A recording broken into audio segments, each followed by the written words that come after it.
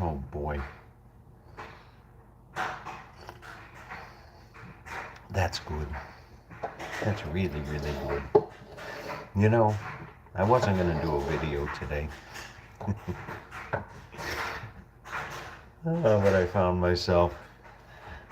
myself thinking about the day ahead and the day behind, for that matter, yesterday. And I thought I'd share it with you. This won't be a very long video, but anyway, last year with my garden, I got all types of compliments. People said, "Wow, you've got a green thumb and everything looks great and whatever." But I knew that I wasn't doing it right, in the sense of I wasn't spacing my plants properly. I wasn't supporting them properly. They were falling all over the place, growing into one another. It was just a mess. It really was. It was just a mess. And when it comes to something like gardening and the season coming on, you only get there's only a little window of opportunity, so to speak, to get everything set up, to anticipate this, anticipate that, get things planted, get things started, all that kind of stuff. You don't have a lot of time. Well, you may have a lot of time if you're not as ambitious as I am. But with all the stuff that I want to do and grow and all that kind of stuff, it takes time. And the other night, I was sitting there, my typical evening. I end my nights the same way, every night almost. I sit down and I have a little sweet, kitschy-ish, a little sweet, a little ice cream or something like that. And I watch the evening news. The on YouTube. I watch the earlier evening version, or the earlier, you know what I mean. I watch the evening news on YouTube for that night. And I always watch NBC with Lester Holt. I don't know why. Don't ask me why. I do. I just got in the habit of watching Lester Holt with NBC News on YouTube at night with my little sweet.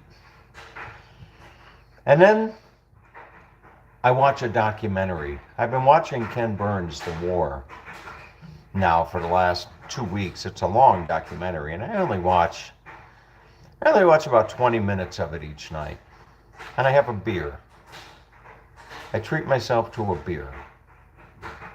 Not wine. I gave up the wine.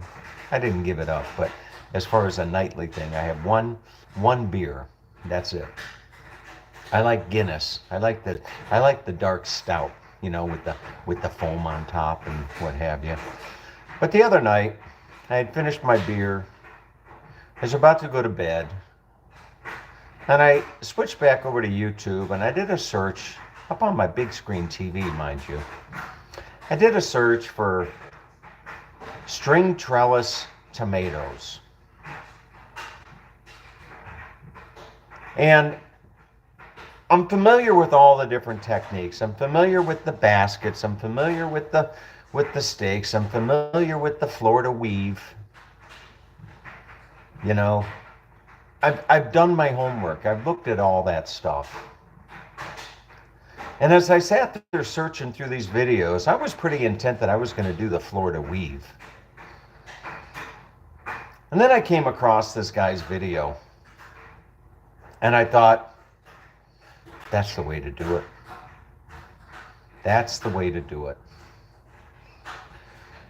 But the way to do it involved sinking post, more post, an airline cable, and tomato clips, and turnbuckles, and all this kind of stuff. And I'm thinking to myself, oh my God, I don't know if I have time to do all that. But lo and behold, yesterday, I took it upon myself And I went out there and I dug 6 holes, 2 feet deep. Drove down to the store, got 6 10-foot 4x4 posts and 6 bags of 50-pound concrete mix. And all the while that I was doing this stuff, I was draining my jacuzzi. I've got guests coming in. I've got 4 guests coming in the next week. Different times, different people, overlapping their visits and what have you. But I came back and there I was last night with a frickin' flashlight, holding the post with one hand and the pole in the hole, opening up the cement with the other hand and kind of, working it in, trying to level it off, leveling the post, all that kind of stuff.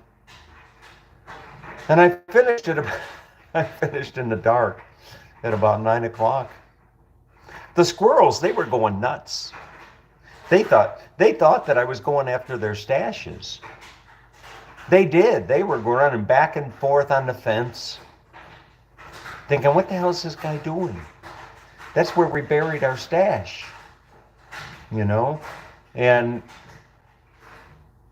anyway, but I got it done, and I'm hoping it looks good. But today, I've set aside the day to start putting stuff in the ground. I already have stuff in the ground, and I know. But now I'm going to put the tomatoes in the ground. I'm going to plant the squash. I'm going to plant the melons. I'm going to plant the pumpkin. I'm going to plant the gourds. I'm going to plant the beans and the cucumbers. Did I say peppers? And let's not forget about the basil and the marigolds and the nasturtium. And then you got the phlox. And then, of course, the zinnias. Oh, man. But anyway, I will get it done. I know I'll get it done. But anyway, I got to pinch myself sometimes, just to make sure that I'm really living the life that I'm living. Because in the back of my mind, I'm still that 17-year-old kid that was tossed out of the house, walking down the street, looking at the big boulevard at the end of the street, brown paper bag that had a toothbrush and a clean extra pair of underwear. On my way up to my new little home, that I had found, rented a room with Tim Bauer for $135 a month while I worked at Water Wash Hardware on 200th Street in Euclid, Ohio. I'm still that kid. I'm still that guy that came home to a home that I was, renting a room, or so to speak. I had a room with this woman in exchange for running errands for her a few days a week, and coming home one night and finding my stuff on the front step with the door locked, just out of the blue, sleeping in my car. I'm still that guy. Back in my mind, memories like that, they don't leave you. They stick. They stick with you. And I say that because when I moved here to Idaho a year and a half ago, I never imagined, I never could have imagined that one day my phone would ring and it would be a guy named Kip, K-I-P, Kip Didrikson. Good old Kip. You remember, I went hunting with Kip. A world famous Hall of Fame horse jockey that rode Refrigerator, a horse called Refrigerator, and won the Champion of Champions, which is one of the biggest races in all of horse racing. But the phone rings, and it's good old Kip asking me if I want to come up to a party this Saturday for the Kentucky Derby. He's going to have about 40 people up there, most of which are his neighbors in the hills here in Idaho. And I never imagined I'd get a phone call like that. And then it dawned on me, I've got a client over in Omaha, Pete Fink. I called Pete yesterday and I said, what are you doing? What are you doing this Saturday, Pete? I don't know.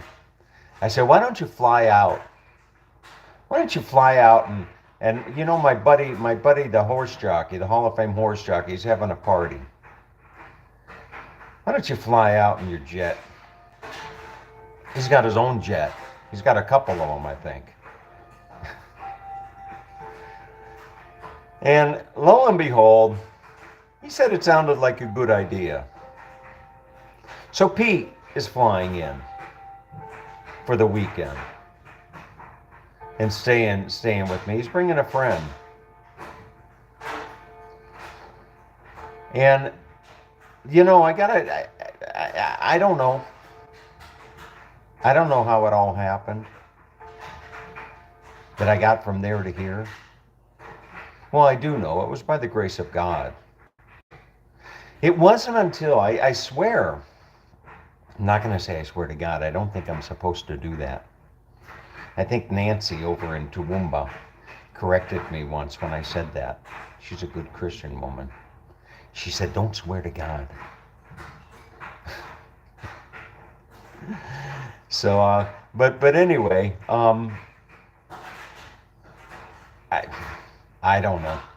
I do know. I got here by the grace of God is how I got here.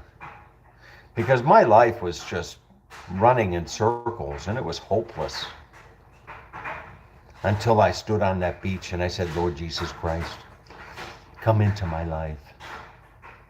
Forgive me of my sins. Make me an instrument of your peace.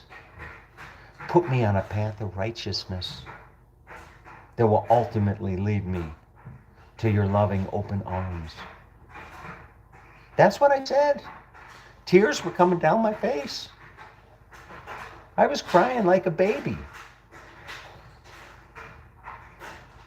And it wasn't until that point in my life that things started going in the direction that ultimately got me to where I'm at today. And you can say what you will about finding and accepting Christ, but I just know for me personally, the proof is in the pudding. We're in the garden I'm about to share with you. But anyway, let's go take a look at the garden. I'm sore. I'm really sore. Oh, goodness gracious. Let's turn this camera around here. I'm gonna put Pete in the, I gotta hold my camera differently. I'm gonna put Pete in the big room. I'm gonna give Pete the master bedroom.